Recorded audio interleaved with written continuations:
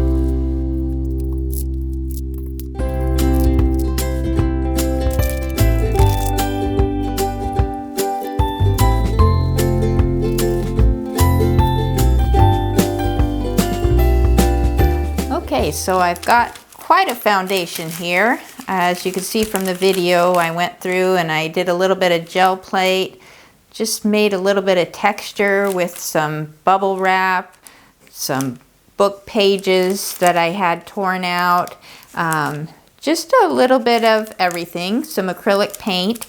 And now I'm going to go through and just kind of dress it up a little bit.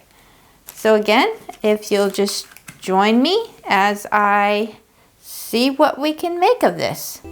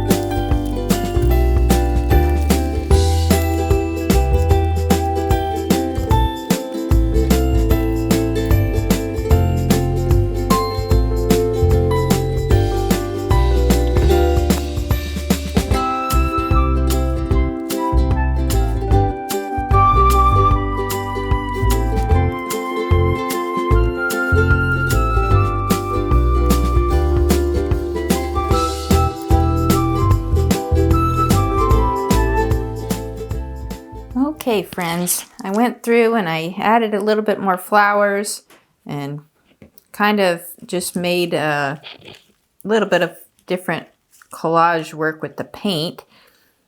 I don't really like this. I like the saying I'm grateful, but I don't really like this. So I think I'm just going to paint over it unless I can peel it off.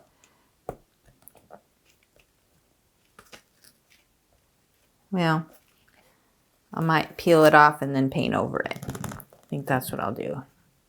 Just don't think it fits in. So what I'm going to do is I'm going to go through and I'm going to maybe paint a flower over that, outline a few things, and do a little touch up, and I'll see you back in just a little bit.